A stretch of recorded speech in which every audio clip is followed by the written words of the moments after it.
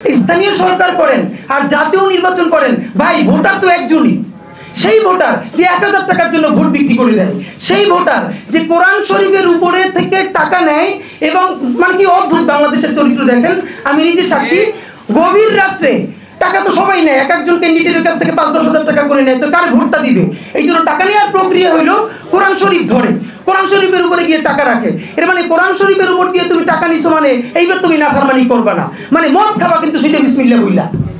এই হলো বাংলাদেশের মানুষের পলিটিক্যাল কালচার। জাতীয় নির্বাচনের চেয়েও স্থানীয় নির্বাচন আরো ক্রিটিক্যাল হয়ে দাঁড়ায়।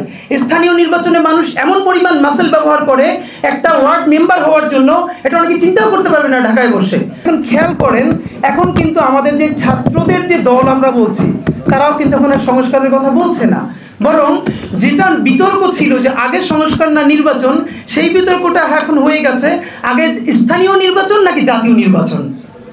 তো এই যে ফ্রেমিংটা যেটা ছিল সংস্কার নাকি নির্বাচন, সেটা হয়ে গেল স্থানীয় নির্বাচন নাকি জাতীয় নির্বাচন। এর মাধ্যমে আমরা বুঝতে পারি যারাও সংস্কারকামী ছিল বাংলাদেশের রাজনৈতিক বাস্তবতায় কোনো না কোনোভাবে তারা কম্প্রোমাইজ করেছে এবং তারা ধরে নিয়েছে যে নির্বাচন ছাড়া গত্যন্তর নয়, সংস্কার কিচ্ছু হবে না, এর চেয়ে সমঝোতা করে যদি গোটা 10-15-20টা আসন আমরা সিকিউর করতে পারি ওটাই আমাদের ভালো। এই নিজের ভালো পাগলেও বোঝে, আর বাংলাদেশে যারা বড় নেতৃত্ব দিয়েছে তারা তো আরো ভালো বোঝে অবশ্যই। আপনাদেরকে আমি একটু মনে করিয়ে দিই যে ধরেন আমাদের এই আমরা বারবার বলছি যে আমি শুধু এখন এই ব্যাপারটাই বলি যে জাতীয় নির্বাচন হবে নাকি স্থানীয় নির্বাচন হবে। আমি যদি একটু বাজেভাবে বলি, ধরেন যদি কোনো সংস্কার নাই হয়, আমরা তো মোটামুটি বুঝতে পারছি, তাহলে কেন জাতীয় নির্বাচন আগে হবে না? সমস্যাটা কি? মানে আমরা তো এখন টেকেন ফর গ্রান্টেড ধরেই নিয়েছি, এবং এটা আমি আগে প্রোগ্রামে বলেছি, যদি বাংলাদেশের সবথেকে বড় দল হিসেবে বিএনপি এগিয়ে না আসে, বিএনপি মুভ না করে, তাহলে যতগুলো সংস্কার কমিশন হয়েছে, যতগুলো সুপারিশ হয়েছে, এই 20% বাস্তবায়ন করা সম্ভব না, হবে না।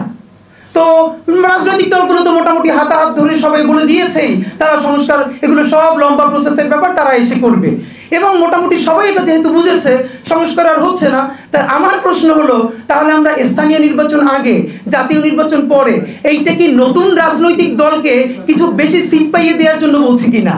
যে আমাদের ভাইয়েরাও দল করেছে, সুতরাং ওরাও একটু প্রিপারেশন নিক, এলাকায় যাক, এর মধ্যে ওরাও একটু গুছাক, তারপরে আর একটু এটার জন্য হলে তো আমি বলবো না। সংস্কার যদি না হয় তাহলে কাউকে তফসিল ঘোষণা করেন, পরের মাসে জাতীয় নির্বাচন দিয়ে দেন, বাইরে যারা করবে তাদের নিজেদের গায়ে গিয়ে দায় পড়ুন।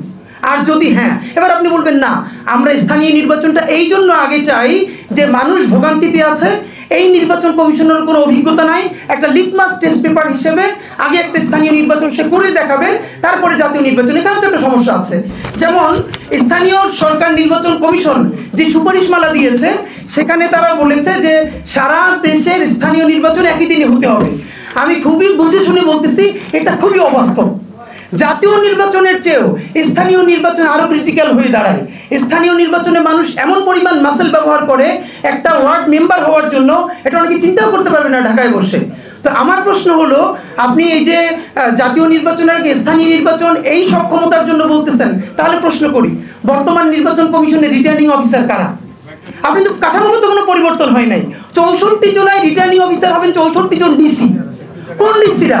যারা 2014-তে, 2018-তে, 2024-এ যারা ফ্যাসিবাদের আমলে শুধু ভোট কেড়েই নেয় রাতের ভোটে এমপি বানাইয়া যারা শত শত কোটি টাকার মালিক হয়েছে, এবং যাদের আমেরিকা এবং কানাডা বেগমপাড়ায় বাড়ি করেছে। আপনি কয়জন ডিসিকে চেক করতে পেরেছেন? 22 জনকে ওএসডি করেছেন। যেই তাদেরকে ওএসডি করার কথা ছিল সরকার গঠনের 1 মাসের মধ্যে, আপনি তাদেরকে 6 মাস পরে এসে এখন ওএসডি করতেছেন, এখন তারা আপনার বিরুদ্ধে প্রতিদিন কু করে।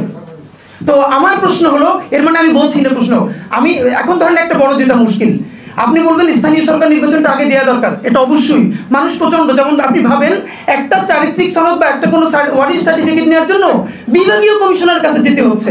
আপনারা নিশ্চয়ই জানেন, তবুও আমি বলছি, আমি যেটা নিশ্চিত জানি যে এই ভোগান্তি কমানোর জন্য স্থানীয় সরকার মন্ত্রণালয় একটা উদ্যোগ নিয়েছে। উদ্যোগটা হলো যে প্রত্যেক পৌরসভায় বা ইউনিয়নে একজন করে প্রশাসক নিয়োগ দিবে। ইতোমধ্যে অনেক আওয়ামী লীগের সাবেক চেয়ারম্যানরা এটার জন্য লবিং শুরু করেছে। আমি আপনাদেরকে বলে রাখি, নির্বাচন ছাড়া এই প্রশাসক যদি নিয়োগ দেওয়া হয় প্রত্যেকটা পৌরসভায়, এই পৌরসভায় কাদেরকে নিয়োগ দেওয়া হবে এইটা নিয়ে শত শত কোটি টাকার আবার বাণিজ্য হবে।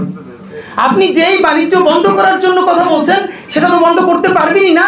ইতিমধ্যে আমি অনেককে চিনি যারা স্থানীয় সরকার মন্ত্রণালয় তদবির করতে শুরু করেছে যে তাদেরকে যদি ওখানে এই প্রশাসক বানানো হয় তাহলে এত বড় পরিমাণ অ্যামাউন্ট তারা সেখানে ব্যবস্থা করবে। সুতরাং আমি আপনাদেরকে বলতে চাই, স্থানীয় সরকার করেন আর জাতীয় নির্বাচন করেন, ভাই ভোটার তো একজনই। সেই ভোটার যে 1000 টাকার জন্য ভোট বিক্রি করে দেয়, সেই ভোটার যে কোরআন শরীফের উপরে থেকে টাকা নেয় এবং মানে কি অদ্ভুত বাংলাদেশের চরিত্র দেখেন, আমি নিজে সাক্ষী। গভীর রাত্রে টাকা তো সবাই নেয়, এক একজন ক্যান্ডিডেটের কাছ থেকে 5-10 হাজার টাকা করে নেয়, তো কার ভোটটা দিবে?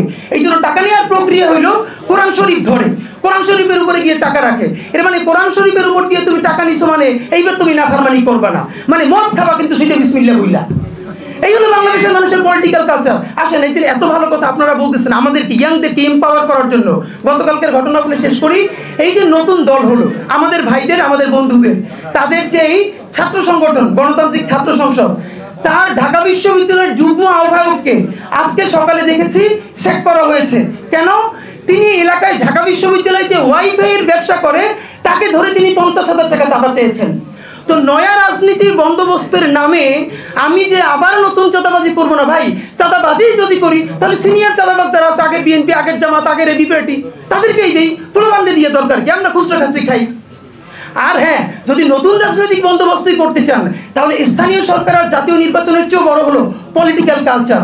আর পলিটিক্যাল কালচার বদলাতে পারবে বাংলাদেশের একটা জিনিস, সেটা হলো সংস্কার, সংস্কার, সংস্কার। যেই কথা সংস্কারের বিপক্ষে দাঁড়াবে, ডক্টর ইউনূস সাহেবের সাথে মিলিয়ে বলতে চাই, এই কথাটা অত্যন্ত পছন্দের। যেই দল যেই সংস্কার মানবে না ওয়েবসাইটে দিয়ে দেওয়া হবে। আমরা যেন 100 বছর পরেও বাংলাদেশ যে ইতিহাস বিনির্মাণের সুযোগ পেয়েছিল তার সাথে কারা গাদ্দারি করে তারা বাংলাদেশকে আবার বিক্রি করে দিল, দাবিদার করলো, করদরাজ্য করলো, তাদেরকে যেন আমাদের বাচ্চারা, আমাদের পরবর্তী প্রজন্ম চিনতে পারে, সেই জিনিসটা অন্তত আমরা চাই। বাংলাদেশ বাঁচুক, বাংলাদেশ জিন্দাবাদ, ইনকিলাব জিন্দাবাদ।